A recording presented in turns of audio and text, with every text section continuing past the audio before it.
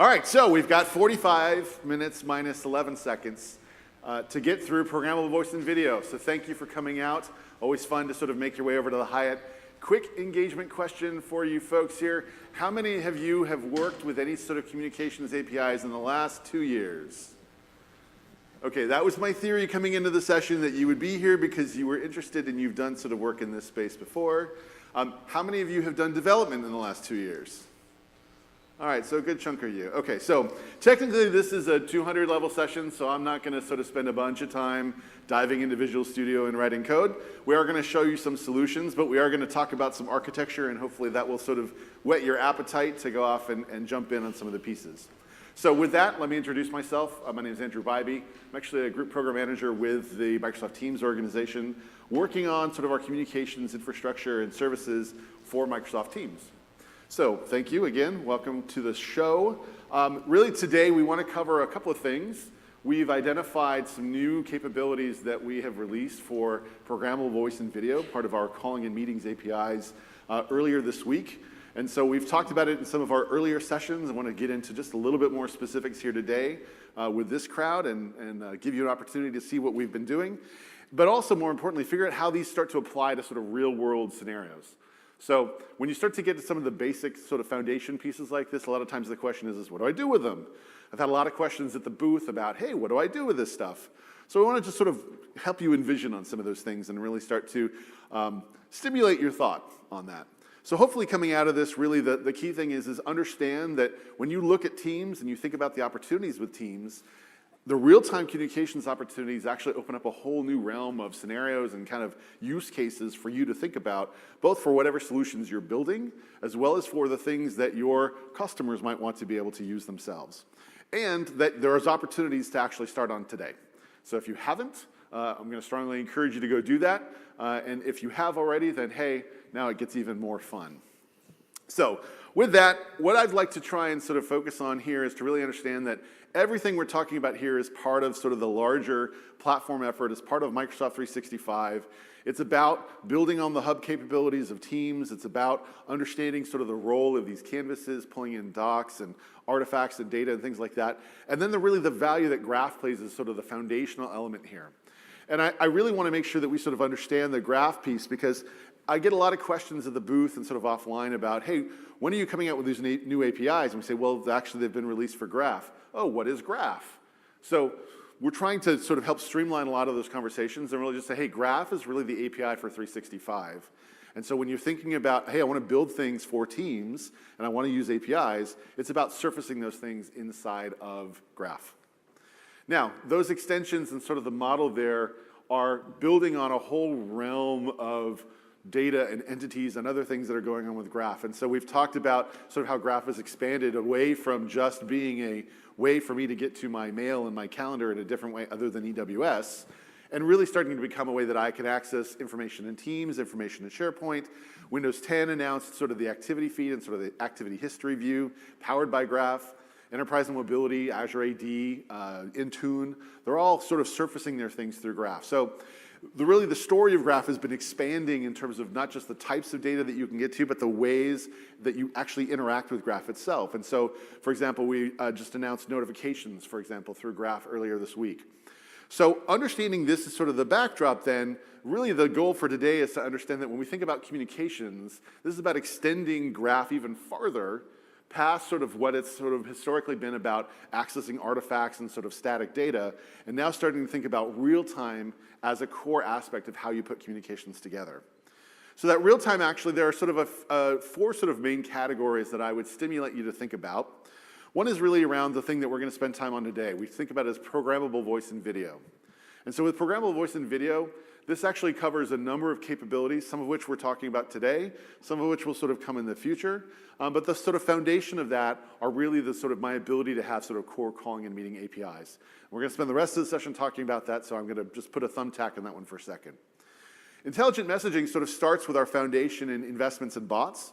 and being able to have bot framework and sort of your ability to do intelligent things in a rich way. So in other sessions that you've seen, we've done things with cards, with the ability for bots to use natural language and understanding to actually start pulling those things together. We see that as an aspect of starting to bring communications into your story. We'll show some examples of that today, but again, this is not the session to sort of drill deep on cards. We just want to sort of highlight that that's part of the story of us starting to bring these communications capabilities in. The other two areas are actually also super important, and again, maybe not immediately evident or obvious, but as we think about the role of meetings in real time, the ability for you to actually participate in those meetings from a programmable perspective, from a solution perspective, we think opens up a bunch of opportunities. So think about your meeting now. Think about things that you could do when you understand who's in the meeting, what are they saying, what are the things that you'd want to be able to help facilitate either from a content or from an interaction perspective. So there's just a bunch of opportunities that open up there. And then as you understand all these things that are happening in your organization with calling, with meetings, with the things that you're doing, the ability to start building analysis and insights off of that communications data gets really, really powerful. So these are sort of areas that you're going to see us investing in as we go forward in this communication space. And today what we really want to do is just focus in on sort of what we mean by programmable voice and video. So fundamentally, there's two aspects to think about. Conceptualize this sort of as one is, hey, I have an interactive model with communications. We think about that as bots. So when you hear me talk about bots, bots mean not just messaging, not just simple text messages going back and forward, but my ability to interact with a bot in a voice natural way. So what does that actually mean? How does that sort of come together? So there's a set of scenarios around that we want to talk through. And then there's a second set of scenarios that are really about my services that are interacting with my communications. So there's some terms around this that if you've been working in the communication space before, you might think about this as call control, or the ability for me to actually manipulate and moderate and manage sort of what's going on. So for example, when you place a call to a bank, and the bank says, hey, press 1 for sales and press 2 for support or something like that, something has to make a decision about what 1 means and what 2 means. And when you go to support, somebody has to make the decision about, do you talk to Bill or do you talk to Joan? And how do you decide who you want to talk to? Those are examples of moderation of calls. And so those are classic IVR cases and classic routing cases. But those are examples of services that are taking the call and actually doing something with it, right? It's a control flow. So both of those are actually important aspects of programmable voice and video. And there are more that we want to think about. But I want to just sort of, again, sort of stimulate you. So yesterday when we did our sort of overview session, we talked about a scenario around incident management. So this is sort of a non-typical case that people would normally think about. But you think about something happens, and I need to alert people. So yesterday, the example we showed was weather alerts, right? There's a severe weather coming, and I need to let people know in my organization for safety purposes. Well, there's a whole bunch of stuff I got to go do. And typically, in the sort of super old school days, that would be people calling other people. But now, when you have these services, you can have your service actually starting to reach out to these people, not just through voice, but through chat, to be able to actually start to connect this with other systems that you have, whether it's security systems or shutting down factories or locking doors or whatever it is that you need to do. You might also have an incident response team that actually needs to be able to collaborate in real time, and you might need to keep track of all the things that are happening here so that when the incident's over, you can kind of do a postmortem and figure out sort of, okay, well, how did we do? How do we improve? So all these are examples of communications that you're trying to do, but some of them are outbound, some of them are inbound, some of them are meetings, some of them are calls. So all these things start to get put together into the overall kind of scenario that's going on. So just to give you a sense of sort of what this starts to look like, you can take your existing services today, and you can now start to connect them with your services that understand how to use these new APIs, and drive all the logic in your existing service and use these APIs to drive the mechanics of the calls and the communications. So it's meant to be a sort of an integrated process to pull these together, and it's done in conjunction with Bot Framework. It's done in conjunction with Graph and the APIs that we've exposed here. So let me show you the super simple case, and then we'll start to sort of talk through some of the specifics around the architecture for that. So we will switch over. This is 8. Okay, so this is the bot we showed yesterday. This is the single wire Informacast. So this is the solution that does exactly these types of incident communications. But one of the points that we made yesterday is not everything is necessarily a massive incident. Sometimes the school principal just needs to let everybody know that, hey, we're going to have an assembly in 10 minutes. So how do you capture that voice input, right? How does the principal let them know, hey, in the example we said yesterday, this is Principal Skinner, here's what's going on. So the fun thing is that, hey, I've got this calling bot. So the Informacast bot actually, you'll notice, has a calling button. So that's kind of interesting. What does that mean? Well, it means that I'm actually able to place a call to this thing. So let's just take a look at what that is real quick.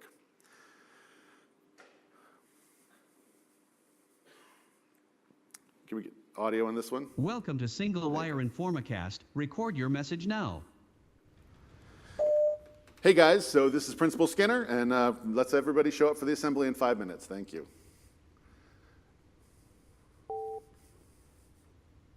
Thank you. A notification is on the way.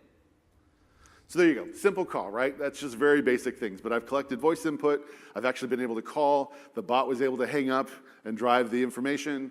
All of that is just sort of the notion of a simple calling bot. Okay, so now I've got sort of this very complex scenario for incident management. It all starts from this very foundational thing of, can I talk to a service? Now the other thing that's interesting to note there is that the voice prompts that you heard on that one were actually generated voice prompts from sort of the latest cognitive services speech APIs that we announced just this week. And actually, they're pretty good. They're even better if you hear them sort of off of your direct audio. But they're actually very natural, and those were totally synthetic. So you're talking about going straight from text, straight to full synthesized output. So we're pretty happy and excited about the opportunity there, but it speaks to the idea that even in the most basic cases, you can go from sort of your call to actually voice prompt interactions pretty quickly. All right, so there, what we have then is that we have now basically put together a couple of pieces. And so with those couple of pieces, what did we actually just show you? So we actually showed you call control. So I was able to actually say, I want to answer the call. We were actually able to show you media. In this case, I had voice prompts that I wanted to play, and I can actually tell the service to play those prompts for me. We actually had connectivity or network, so we were able to go from the Teams client to the bot. So I understood how to identify the bot as an endpoint. I understood how to navigate that, and it just worked, right? That's kind of what you want, is you just want it to work. So I didn't have to worry about media ports and all the other sort of things that were going on there. And I was able to now start pulling in information and capabilities through cognitive services and all on top of the communication services for Teams.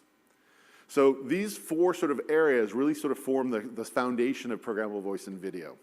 Now, if we drill in on these for a second, you'll notice that what we've actually shown here and what we've released now into public preview is actually a few different things. So on the call control side, not only sort of basic calling, right? One-to-one calls, answer, place, receive, but also the idea of multi-party calls and the ability for you to actually have an IVR that you can expose. And we've got some interesting pieces there in terms of remote versus direct media, and I'll talk about more of those in just a second. When I talk about network, obviously this is about working with the Teams clients and being able to call with those things. And this is the scope that we've effectively made available as part of the preview that's out this week. Now, as we look forward in that, one of the things you'll notice is there's some natural questions. Okay, so what about, I just recorded something. What happened to that thing that you just recorded, Andy? Like, where did that show up? Well, in this case, those are prompts that we can play back, and yesterday we showed the example of being able to basically replay that prompt back out in a more real-time basis. But you might want to do more advanced things, and you might have a long call, and you want to record the whole call, and you want to do analytics on the call, and you want to do all those things. So recording is one of those capabilities that you're going to see from us as we sort of move forward as something that gets brought into the API surface. And then similarly, from a network perspective, we want this to be really driving a very large network effect. And so you'll see us actually start to bring in both PSTN access endpoints, so being able to associate your bot with a phone number and have that phone number actually be able to route to that bot, as well as being able to actually reach out both to existing Skype clients and Skype for Business clients. So think about sort of the billions of endpoints that you'll now be able to reach through this communications API as part of now connecting to all these different aspects of the network. So this sort of forms the foundation in terms of sort of core capabilities. A couple of things I want to just sort of drill in on then is the basic piece for this is actually a new set of endpoints in the graph, a new set of resources. And those graph resources are now under the /app/call path. So what does that actually mean? So that means that inside of this, you've got a call resource, and you've got the ability to actually do multiple operations on top of those call resources. Receive, answer, you see the list here. Similarly, for group calls and Teams meetings, we actually have a whole set of basic operations: join, view, add participant, mute, etc. Now, again, some of these you're looking at, you're saying, okay, these seem pretty foundational. Yes, they are. So foundational because these are the sort of the basic things that you need to be able to do. From these primitives, you're able to do actually quite a bit of things. And then similarly on the IVR side, we have the notion of being able to play prompts, as we just saw, the ability for you to capture audio, as we just saw, DTMF tones, and actually being able to control sort of the audio mixer level so you can control what's coming in to you as the bot and sort of what you're seeing in those multi-party calls. Now, one of the things that's fun here is that because we're building on top of Graph, it means that all these things are done in a RESTful way. And when you look at the RESTful aspects of this, REST is great. REST is a little curious when you're talking about a protocol-heavy thing like communications. And so one of the things that we've done here is that on top of the core Graph resources that we've exposed, we've actually introduced some new SDKs. So building on top of the core Graph SDK, which allows you to sort of access the Graph and deals with things like authentication and whatnot, we've actually added a new C# calling SDK that is actually more stateful. So why does this matter? Why do I care? Why are you showing me this particular slide, Andy? Because I'm getting bored. These boxes actually mean something because it really says Graph is going to expose a certain protocol to you. But if you don't want to have to deal with managing the protocol at a RESTful level, the SDK will start to manage that state for you. And so you'll have sort of semantics that might look a little more friendly for a developer who's sort of newer to the communication space. So this SDK will be your friend in terms of getting ramped up on these things more quickly. But it is one aspect, right? So you can do the RESTful thing, you can do the stateful thing.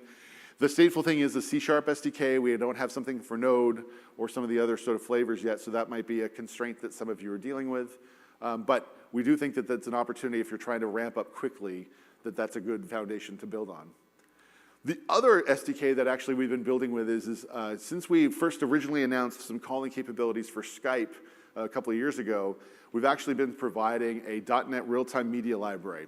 Now this media library, I talked about sort of direct versus remote media. This media library is important because this is the one that actually allows you to participate in the direct media stream. What the goodness does that mean? So when we did remote media, what we were actually doing is that call was getting terminated by the service. So your bot didn't have to deal with any media negotiation whatsoever. All the audio stream was going straight to the Teams infrastructure media processor. So we handled all the media negotiation, all the streaming, all the bandwidth, all that stuff went straight to the media processor. All that bot had to do was to tell the media processor what to do. So you want to play a prompt? You say, media processor, please play the prompt. Here's the resource I want you to play. Let me know when you're done. That's remote media.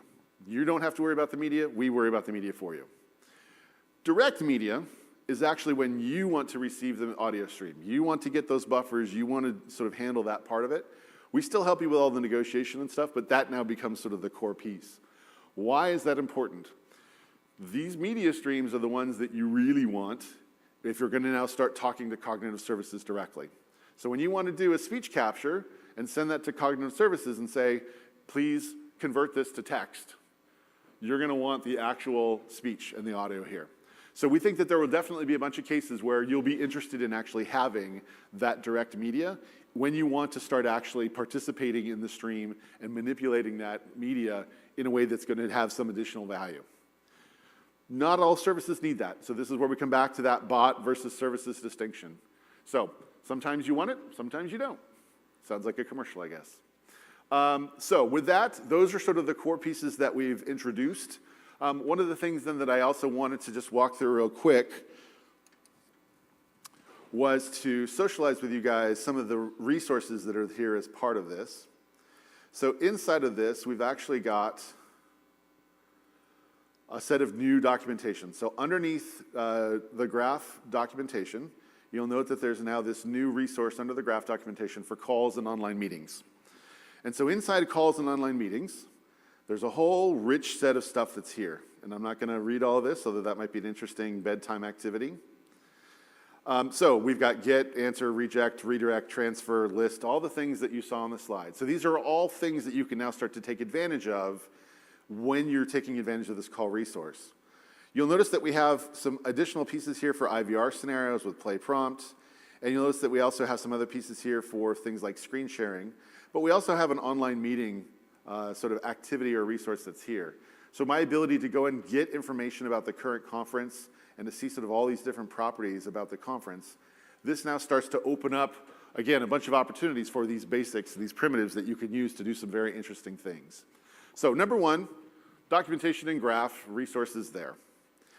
Secondly, when you look through this, you'll also notice that we have SDK documentation for the calling SDK, the stateful SDK for graph, and the media SDK. And so the media SDK, just to give you a sense, has classes like audio send buffer and call extensions, and again, stuff that the 2/3 of you that haven't done any media programming are going like, why are you showing me this? The third of you that have done media programming, like, okay, I get it, I get buffers now. So I've just appealed to 1/3 of you. Hopefully the other 2/3 will be permissive, I guess, on that one. And then the last one is that on the graph calling SDK, there's a set of materials here that you can go and you can navigate to, and there's also a set of samples that we have made exposure to. And so those samples actually are now in GitHub. And so the fun thing about samples is that these samples should help you actually get started fairly quickly. And there's documented samples, and so they cover a lot of these basic flows. So I encourage you guys to go check out GitHub. And obviously, if there's things that you decide you want to contribute back, we certainly are supportive of people giving us the feedback on that one. So the APIs are available today in the developer preview. We're going to listen. We want definitely you guys to get engaged and think about how you want to take advantage of those and start to fold them into your solution. We have not announced a date for these things to move out of beta or out of preview into GA state because, again, we want the feedback and we want to understand sort of what we need to do to improve. But we do expect that these things are going to be moving forward. One of the pieces that I would then share with you out of this is when you've seen, how many of you have seen any of the cloud video interop offerings that we've announced at the show that are GA? So some of you a little bit, maybe a few of you. So cloud video interop is a great case. So I want to be able to take I have Teams meetings, I have a Cisco VTC. How in the world do I get that Cisco VTC into a Teams meeting? Anybody want to proffer a guess? Anyone? It's on the screen. So our cloud video interop story and all those services, so we announced Pexip and BlueJeans and Polycom, they have now built services that do exactly those transcoding and audio information from those Cisco VTC formats using this framework into Teams meetings. So what that means then is that we're building these things and building our own services on top of this capability. So we're serious about it. And so I want to convey that confidence to you guys that this is the framework that we're using to continue to move Teams forward as well. Okay, with that, now, a couple of examples. I'm going to blow through these real quick. So I want to answer a call. Guess what? It's a RESTful state message. Simple thing. You get a notification to your bot. But this is also pointing out an important piece that I want to accentuate for this audience and for future viewers. These APIs are meant for applications and services. These APIs are not currently designed or intended for you to build other client-based experiences. That's not what they're for. So when we think about the notifications, these are notifications to a URL that you registered. So this isn't the notion of an active session for a client or anything like that. These are services that you're running and you're hosting. That's really why this callback mechanism is important, but it's also reflective of sort of the approach that we're taking with these APIs right now. When you actually get the request, then you'll notice that, in fact, what the other thing that you're doing is you are now requesting that you answer the call that you got the notification about. Now, why am I showing you this? Well, this is the second sort of important thing to note here. What did you just do when you posted this thing? Well, what you're actually doing is you are creating a call leg. What in the world is a call leg? A call leg is your connection to that call. You can actually have multiple connections to that call. Each one of those things would be a different call leg. So there's a concept there. You go like, what is a leg besides the thing that's attached to me? Well, this is basically your individual connection to that conference. If you've been doing development in this case, this might look familiar to you because this is very similar to a multi-party conference that you might have seen if you're working with Skype for Business or if you're working with sort of similar types of models. That ability to have multiple things that are now attached to this call turns it into a multi-party call with multiple legs that might look interesting in like a horror flick or something like that. All right, so I then get a callback, and this is me sort of establishing the notification, so it's another callback. The other piece that's sort of interesting to note here is that this means that there's some notion of, if you're building a super scalable service, you're going to want to think about sort of how you handle these notifications, these calls across the nodes in your service. So you're going to want to make sure that you can kind of track some of that state. So, bunch of sort of flows there. I'm just giving you the sort of high-level taster. I encourage you, if you're going to get started on development, to go take a look at that inside of the documentation. The last piece I'll point out here from a developer kind of oriented set of content is to think about the permissions that are associated for this. So right now, there are two key things to understand on permissions. Number one, these permissions are still very much tenant admin based, because the last thing we need is for people to start injecting a bunch of bots into our organizations and randomly crank calling the CEO. So it's still a CEO sort of free zone for these things. So think about it as your developer tenant, or if you're ready to start thinking about services in a preview mode, going and getting your admin, your global admin permissions to set those things up. Number two is there's a bunch of new permissions that we're bringing into AAD, and so you're going to want to get familiar with these permissions, but you can see that they're fairly self-descriptive in terms of what they facilitate or what they don't. This also means that you have some control over what you're allowing your bot to do. So if you're thinking about putting this into your organization, there are some ways that you can sort of prevent it from calling everybody in the org at the same time, for example, if that's not what it's supposed to be doing. So a bunch of stuff to think about here. Again, I encourage you to sort of look through this as you think about building out your scenario. So I've just described a whole bunch of technical stuff to you, like, okay, that's great, but what do we do with it?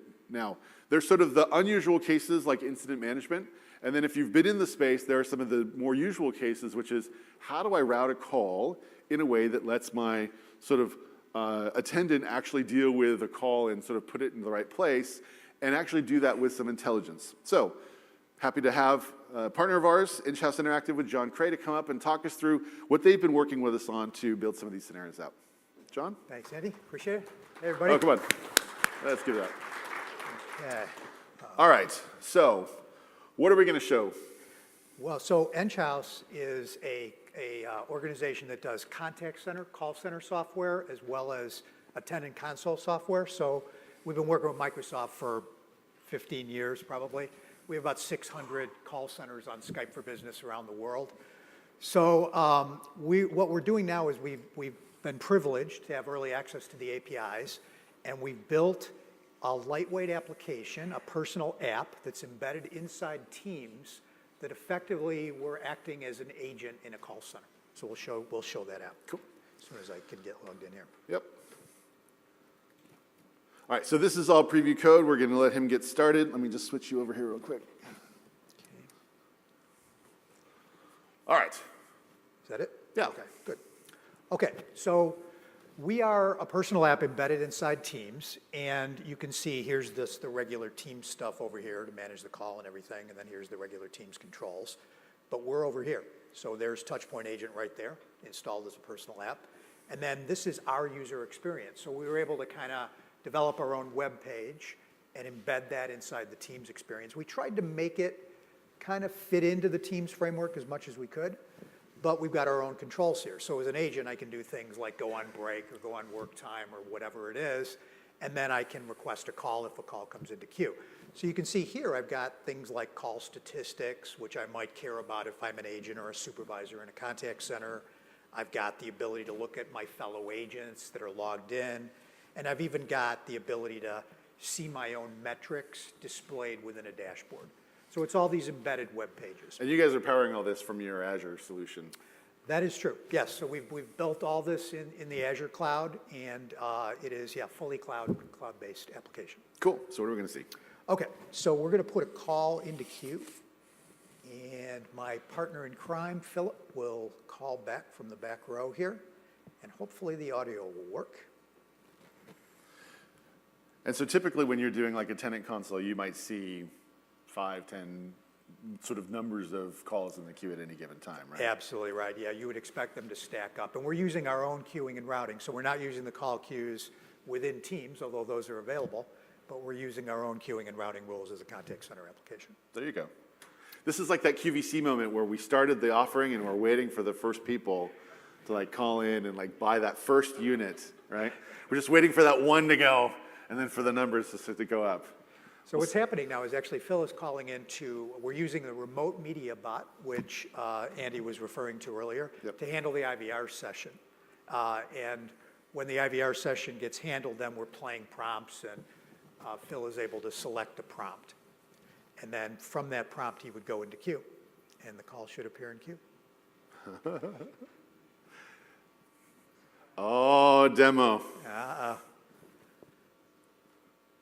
Yes, no? Try what? Try answering. Oh, you didn't get the notification. Oh, there you go. So I did get it. All right, there you Okay. go. So the audio appears to be working. Yep. So actually, there's you see a Teams call, so we can actually see the multiple parties in the call. Yeah, so this is a good point to take advantage of. So like, what was that call flow? Because it was like an accept, and then there was like another accept, and God, is that really how you guys think agent experiences are gonna look? No, that's not what we're thinking it's gonna look like. It's a reflection of two things. Number one, we still have some things that we're doing from a preview state to get the agent experience, the Teams client experience, sort of fully optimized for these types of managed call flows. So you're gonna see improvements on that over the sort of coming weeks and months as we go through on that. But the other reason that this is actually really interesting to sort of take a look at is that you'll notice that there's actually 3 people in the call. So this is one of those examples where, again, we're talking about, okay, so wait a minute, but he called and you answered, so why are there 3? Well, part of the thing that's in that call is actually the call control agent that's actually taking advantage and moderating this call. So now what is it moderating? Let's take a look at that. Right. So remember, it started as a point-to-point call in a remote media bot, and now it's moved into a conference, so we have the multi-party thing. And there's actually 4 of us in the call. There's the remote media bot, which stayed in the call. There's now a direct media bot in the call, and then there's our caller and myself. So there's actually 4 of us all in the conference. And if, say, a supervisor wanted to monitor the call, we could create another leg into the call and have the supervisor monitor the call. Cool. Okay, so what are we going to look at? So we're going to actually go to this conversation window, and now we're going to conduct a conversation. So I'm going to say to the caller, welcome to Travel World. My name is John. How can I help you? Hi, John. Ouch. That was not good. Let me try this. A little bit lower in the volume, maybe. Hi, John. It's live, though. It is live. Yeah, let's turn it down. There you go. Is that okay? All right, let's try that.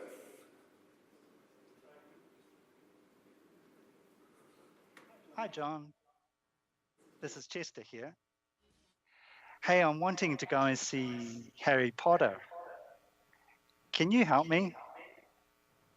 So what we're doing here, so you've got new messages sitting in the conversation window. So what we're doing is we're using that direct media bot to get access to the media path and then use Microsoft Cognitive Services to play the media in and do speech to text. Then we're also using Cognitive Services for text analytics to identify keywords and key phrases in the utterances. So you can see we've actually captured, hey, I'm wanting to go and see Harry Potter. So we actually got this speech-to-text thing just amazes me. I've been around for a long time, and it's come light years in the last couple of years. It's just, what's the old joke? I knew the Dead Sea when it was just sick. You know? So I've been around for a while. But this is amazing. So we got those keywords, and then we're able to display a card, an adaptive card, using sort of logic that maps that to a knowledge base and then brings up the card. So this is one of those examples where your bot's dealing with media and it's dealing with messaging together and sort of thinking about those in a collaborative way then. That's right. Cool. That's right. Okay. So I can book that for you at Harry Potter if you like. Is there anything else I can do for you? Hey, that's brilliant, John. Hey, I'd also like to see the Space Center. I know it's close to Orlando, but do you have any deals on that? So there's exactly what Phil is saying. Hey, that's pretty, not almost, and like to see the Space Center. Okay, so we captured the Space Center, and now we bring up an adaptive card. And now we've got an additional option here. So I can say to the caller, well, we'd be glad to help you with that. In fact, we've got a great special at $139, but I need authorization from my supervisor to approve that. Would you like me to get that for you? Hey, that'll be great, John. Yes, please. here. And from, where am I? Sorry, I scrolled up. Click the authorize button. And then I actually have the ability to see the supervisors that are available right now. My supervisor is Libby, so I can select Libby and invite Libby to the conference. So then Libby can come in real time, and if I go back to the call, Libby will answer the call and we'll see Libby added into the conference, and there she is. So it's all happening in real time, and it's as many legs of the conference as we need to do all this work. So Libby, can I have an approval? That's fine. Center. That's it, 139. So then if I go back to the touchpoint agent, I can kind of see everything that's been happening. I can go back to my dashboard, and now it's incremented by one call. So it's all live, and it's all happening. So that's really it. That was kind of the demo. Very cool. So let's give a big round for the Enghouse guys. Thanks so much. Thanks, Andy. All right, so very cool stuff. Gives you a sense, very similar to, as we think about the sort of story for, hey, what can you do with some of these primitives? You can do a lot with primitives, right? I can do a lot with circles and squares and lines. I can do a lot with these communications APIs. And so I want to just, again, sort of inspire you guys to think about sort of how these pieces start to fit together into some very interesting cases. So now, as we sort of look forward then, we've got about 8 minutes left, so I want to leave some time for Q&A. So I just want to sort of highlight some next steps here. So again, really want to encourage everyone here and everybody watching sort of to really think about how you can start to use these things to light up your collaboration scenarios, to recognize that these things are available today. So definitely encourage you guys to get started with the developer preview and know that we're going to continue to be sort of adding things in. If you're interested in looking, the docs and the samples are here on the links, so you can go ahead and get those from the slide. Or you can go ahead and also go to graph.microsoft.com and look for the resources. These will show up under the beta section of graph.microsoft.com, and you'll see calls and meetings, and all the APIs and the links are also available sort of through there. So with that, we've got exactly 8 minutes left, and so I want to leave time for any sort of questions for those of you that have them. So Q&A, yes. Yes. Yeah, so for that demo that you just had with Enghouse, what, were they Microsoft bots, or were those bots built by Enghouse, or were those bots built by accessing the APIs, or just trying to figure out like the components that really drove that enabled that flow that just Was just shown, yeah.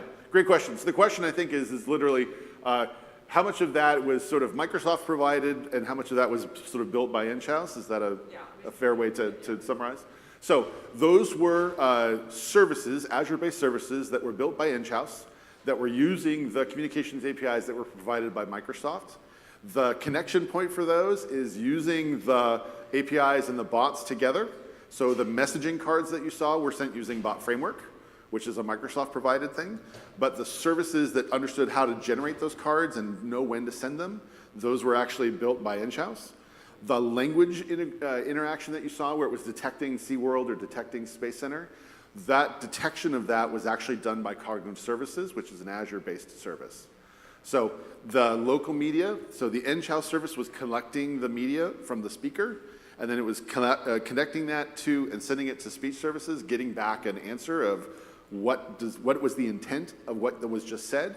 That intent then equated to a card that got generated and sent by the Enghouse service.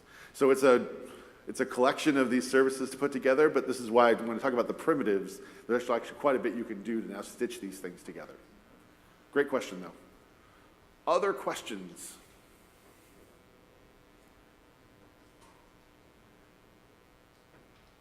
Okay. So with that, this is one of a series of sessions that we're doing here this week at Ignite. We have a number of others that I encourage you if you're interested in working on building for the Teams platform. So I would encourage you to check these out. They should be available on streaming at this point. Some of them you might have been able to attend, some of them not. And then as you sort of look forward, we have some hopefully helpful links to be able to get started with this. One of them is for the Teams Developer Dev Center that's on the core site, so aka/Teams Developer. Also for developer support and dev docs, you can use these aka.ms short links to get to those things. So I encourage you to check those out. If you are in the developer space, we're also starting to spin up some more Teams developer meetups. And so we encourage you, if you happen to be in the area, to join for some of these on the 11th. And then as we move forward, I'm happy to take other questions after the stage on the side, and would love to see the feedback in terms of if this was helpful for you guys to get started. So with that, I will give you 4 minutes and 57 seconds back in your life, and thanks for joining.